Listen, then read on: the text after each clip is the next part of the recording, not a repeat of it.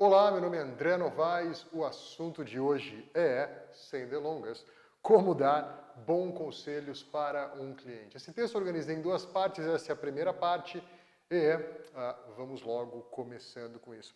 Por que eu acho que dar bons conselhos é importante? Porque, primeiro, a gente é constantemente consultado por clientes acerca de situações que eles vivem, de contextos que eles estejam enfrentando e talvez não, acredito que isso aconteça com você também, em maior ou menor intensidade e, portanto, saber construir um bom conselho, entregar um bom conselho é fundamental. Esse texto, ele é mais orientado a como construir um bom conselho do que ao conteúdo do conselho em si. Eu não tenho dúvidas de que se você aprender a dar um conselho melhor, o teu cliente também estará melhor.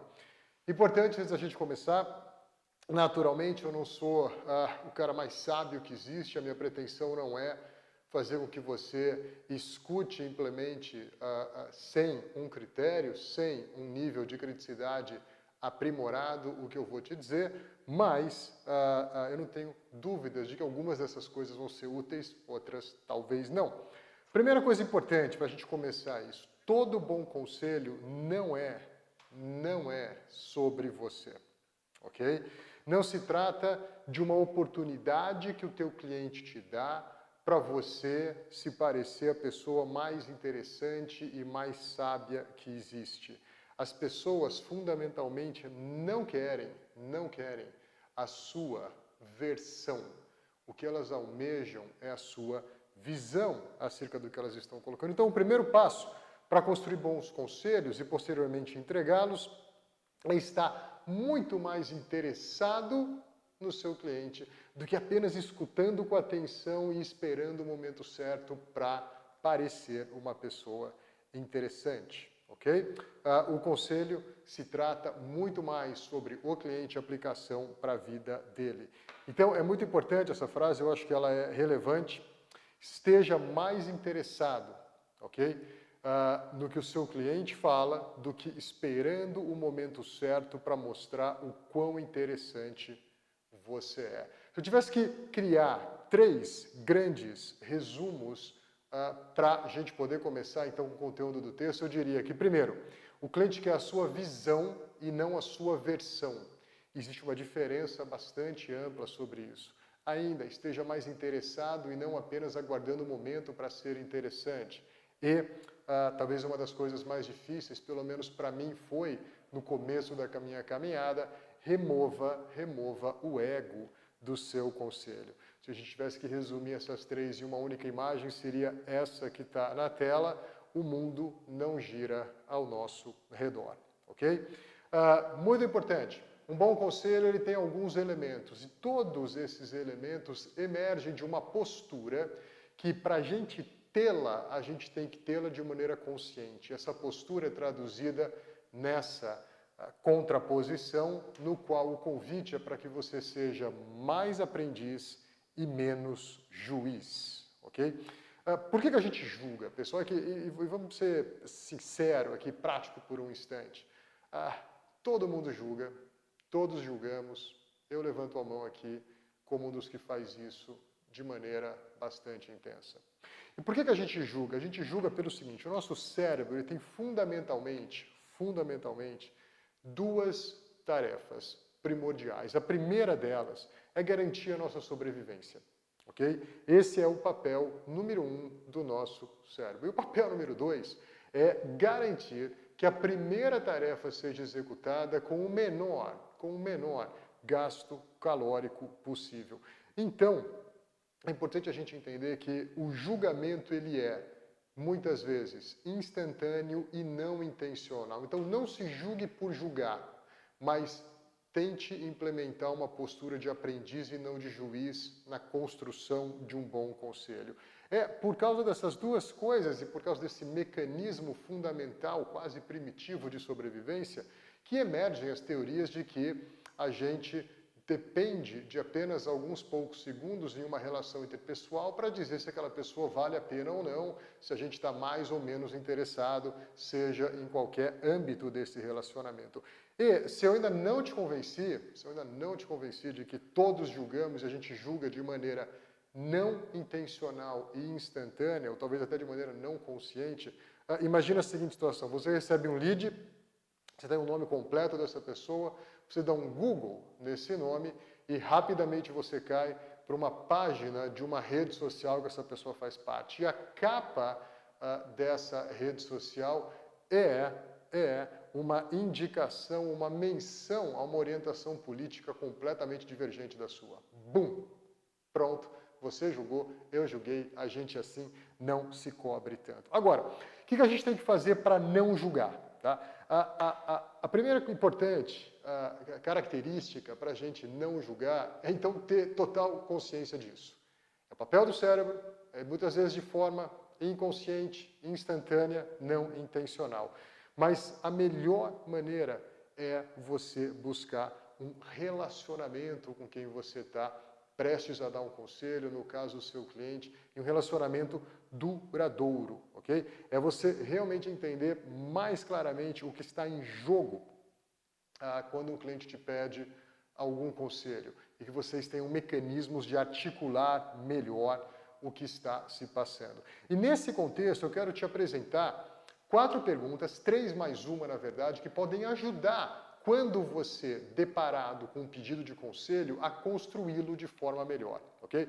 A primeira pergunta é essa: o que é para a gente celebrar nesse contexto que você está passando? Talvez um conselho venha de uma decisão que tem que ser tomada, de uma dificuldade que alguém esteja enfrentando, de uma circunstância que alguém não sabe como organizar as suas ideias para poder chegar a uma conclusão.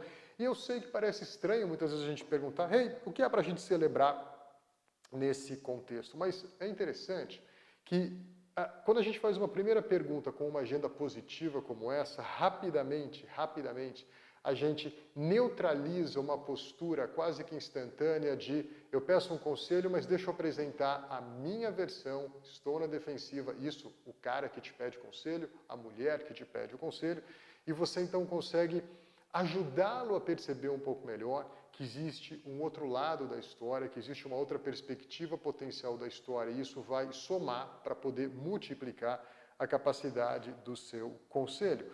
Eu vou dar um exemplo que aconteceu comigo. Enquanto escrevendo esse texto, me lembrei desse caso. Mês passado, um cliente me liga, dizendo que desejava conversar acerca de uma situação que ele enfrentava no casamento. Naquela semana em particular, quando ele me ligou, eu estava com a semana bastante planejada, e a gente conseguiu um intervalo de 30 minutos por uma videoconferência, um momento que ambos conseguiram se organizar. E a situação era basicamente um pedido de conselho, o que ele poderia fazer, o que ele deveria fazer, com o caso de que a esposa dele não estava engajada no processo de planejamento. Ele me dizia que quanto mais conversavam sobre o assunto, eles se distanciavam. Ela não estava on board com o planejamento e aquilo causava um certo estresse com ele. Ele falou por cerca de 20 e poucos minutos, e eu então perguntei: hey, meu cliente, o que existe para ser celebrado nesse contexto?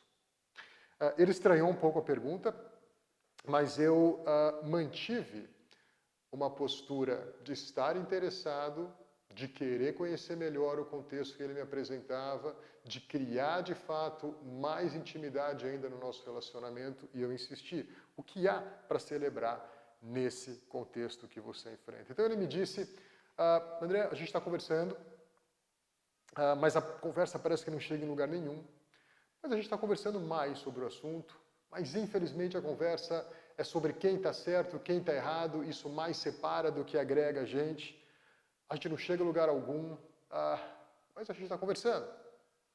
E é interessante que ele mesmo chegou à conclusão de que, hey, mas a gente está conversando um pouco mais. A gente terminou aquela call e eu o convidei a tentar, volta a ter esse diálogo com seu cônjuge, no caso a esposa, e tenta entender quais são as motivações para a falta de motivação dela.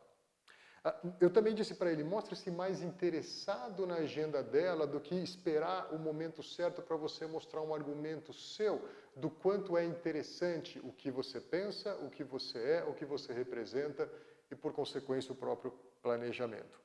E eu também disse para ele que quando a gente estivesse junto, a gente esteve junto alguns dias atrás, eu iria mostrar um negócio para eles que poderia mudar por completo o rumo da conversa. Eu vou mostrar para vocês daqui a pouco, ok? Para concluir essa parte, muitas vezes a gente esquece de celebrar o que existe mesmo numa circunstância de desafio, mesmo numa circunstância difícil. A gente acaba se enterrando no problema e não renascendo para uma solução.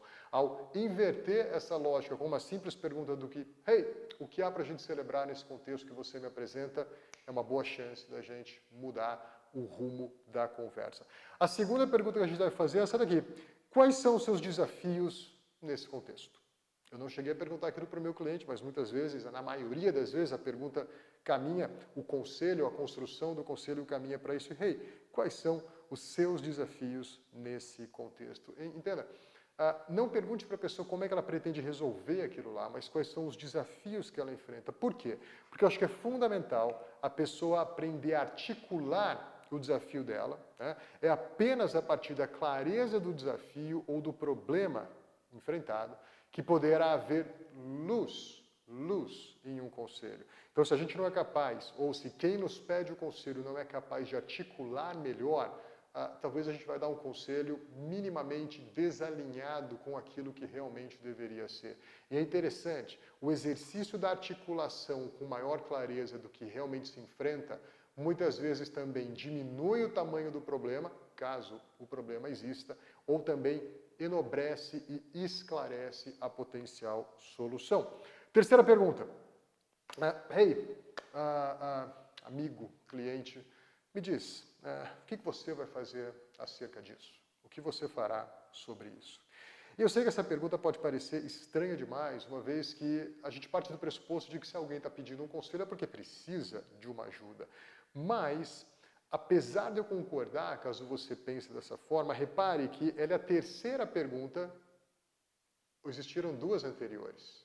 O que há para celebrar nesse contexto e quais são os seus desafios nesse contexto. E é interessante quando você, e agora? Que há o que celebrar. E está melhor articulado, melhor esclarecido o desafio que você enfrenta, o que você vai fazer acerca disso? Eu acho que sem essa clareza de agenda, a tendência é a gente julgar rapidamente e equivocadamente, começar a entregar a nossa versão ao invés de ajudar o cliente a criar a versão dele, potencialmente através da nossa visão. Ok? E quarta pergunta, lógico, existe coisas para celebrar, articulamos bem os desafios, bom que você agora reconhece algumas das coisas que você pode fazer, como é que eu posso te ajudar com isso? Como é que eu posso te ajudar com isso? Essa é a última das 4 perguntas. E muitas vezes, uma das respostas que eu mais recebo é, André, eu acho que foi muito joia, você já me ajudou, clareou minha mente, eu acho que agora eu já sei o que fazer. Né? E lógico que outras vezes é importante você se envolver mais com o cliente, ajudá-lo de verdade, posso realmente te afirmar isso. Agora, é interessante a gente também perceber que muitas vezes o conselho que a gente recebe, eu tenho certeza que isso acontece com você, são perguntas ou o pedido de um conselho no contexto de uma decisão a ser tomada. Né? E geralmente decisões são 2D. Né? Isso ou aquilo. Né? E eu te convido a pensar de uma maneira renovada que eu chamo de decisões 3D. Né? Então, resgatando, como é que geralmente um pedido de conselho, um pedido de uma ajuda para uma decisão a ser tomada chega para a gente? Chega de forma binária. Né? Alguns exemplos aqui na tela. Solteiro ou casado, empreender ou continuar empregado, gastar ou investir, comprar ou alugar. Isso é um bom tema. Né? Filhos ou não, viajar ou fazer um curso. E você pode, muitas vezes, completar com os desafios que você possa estar enfrentando na sua própria vida e você talvez perceba, caramba, parece realmente que eu estou tendo que escolher entre uma coisa e outra. E por isso que decidir é tão difícil, pois decidir não se trata de uma escolha, trata-se de inúmeras renúncias. Eu me lembro de um artigo do Stephen Kunitz, onde ele então escreve que no momento que ele decidiu casar-se com a esposa que ele então casou-se e permanece casado, ele abriu mão de cerca de 3 bilhões e meio de outras oportunidades, né? Cerca de 7 bilhões de seres humanos na Terra, salvo engano, digamos que 50-50, 50% do sexo masculino, 50% do sexo feminino. Ele então diz, eu renunciei a cerca de 3,5 bilhões. Eu sei que parece um certo exagero, questões geográficas, mas faz total sentido para mostrar o quão intenso é um processo de decisão. Como é que então a gente pode imaginar uma maneira melhor de decidir? E é isso que eu chamo de uma decisão 3D. A gente tem que criar uma terceira dimensão que vai auxiliar na tomada de decisão, ok? Decisões 3D aliviam o peso de uma renúncia, pois trata-se mais de um progresso do que de um evento definitivo. Eu vou dar um exemplo pessoal aqui agora para vocês. Eu sou casado com a Luzia, minha esposa. Deus tem abençoado o nosso casamento de maneira tremenda. E logo quando o nosso relacionamento foi ganhando intimidade, a gente começou a conversar sobre planos futuros. E parte desses planos envolvia, por exemplo, onde a gente vai morar, como é que a gente vai morar, etc. E eu, rapidamente, no alto de toda a minha, pelo menos, né, na minha perspectiva, know-how financeiro, defendendo a agenda de que moraríamos de aluguel. E ela, com toda a doçura que lhe é peculiar, dizendo, por experiência própria, por influência familiar, hey, eu quero ter uma casa, quem casa quer casa, não é? E eu tentava impor a minha agenda financeira, ela tentava docemente mostrar a agenda emocional dela, a gente não chegava a lugar nenhum. Rapidamente a conversa ia, como a do meu cliente, para quem estava certo, quem estava errado, porque a gente não tinha uma clareza do o que era certo, o que era errado. E eu me lembro muito bem, eu imagino que você já esteve numa situação assim também, seja com seu cônjuge ou aconselhando alguém, e eu me lembro que um dia a gente então, em um jantar, foi um final de semana, a gente começou a imaginar que estilo de vida que a gente deveria ter, que nos aproximaria da nossa melhor versão. Naquele dia, eu me lembro, a gente decidiu por uma obediência a Deus, a partir de uma participação intencional numa comunidade cristã. A gente decide pelo exercício do tempo integral da minha esposa na maternidade, renunciando uma carreira que ela tinha. E a gente também decide pelo tempo de qualidade em família, com experiências memoráveis. E a tradução de tudo isso, principalmente dessa última parte, experiências memoráveis, foi a gente decidir morar pelo menos 30 dias por ano numa cidade diferente no mundo. E aí então, ok? E essa mais ou menos é a estrutura da decisão da 3D que a gente tinha à nossa frente, né?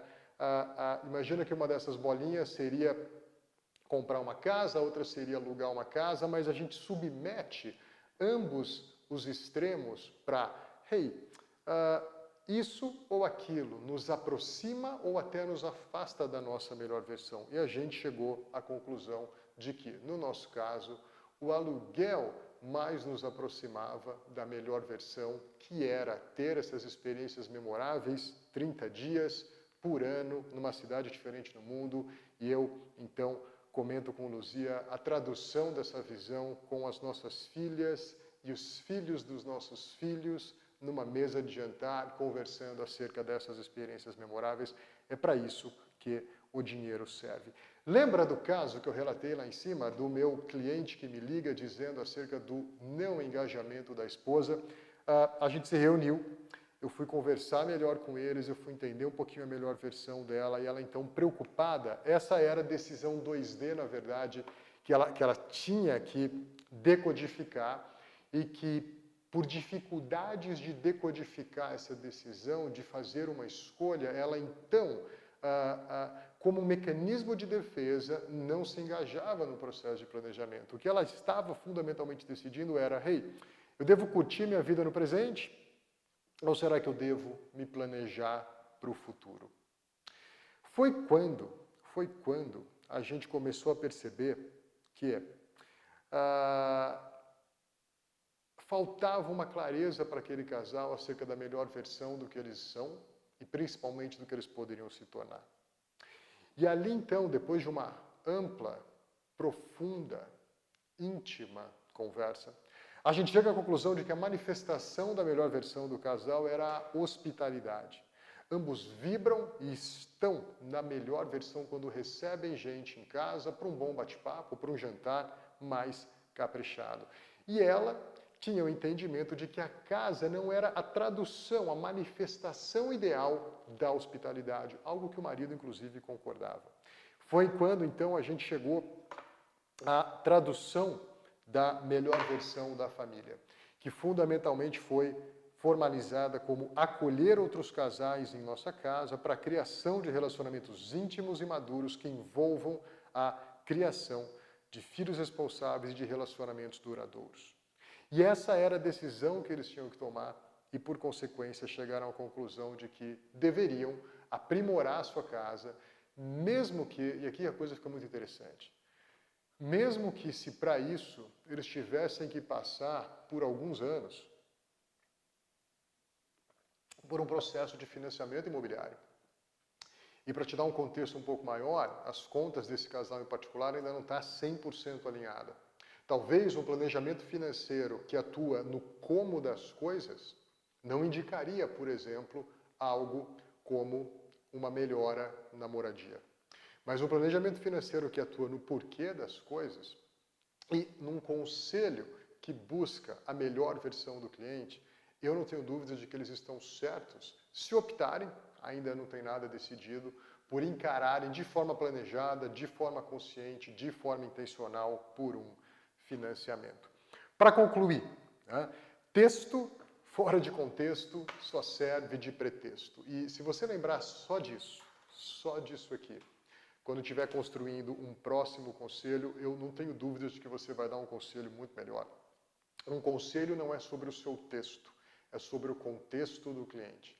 Porque o seu texto, fora do contexto dele, vai servir para o pretexto chamado ego, vai servir para o pretexto, hey, deixa eu mostrar o quanto eu sei, e, naturalmente, dependendo do seu modelo de negócio, amplamente em conflito de interesses. Okay? Eu acho que a gente poderia reescrever, por exemplo, essa frase de texto fora de contexto ou serve de pretexto de duas maneiras. Uma delas é, planejamento financeiro fora do plano de vida do cliente só serve como manifestação do interesse do planejador, não como caminho para a melhor versão do cliente. Ou ainda, conselho fora do plano de vida do cliente só serve como manifestação do ego do planejador, não como a visão para a melhor versão do cliente. Okay?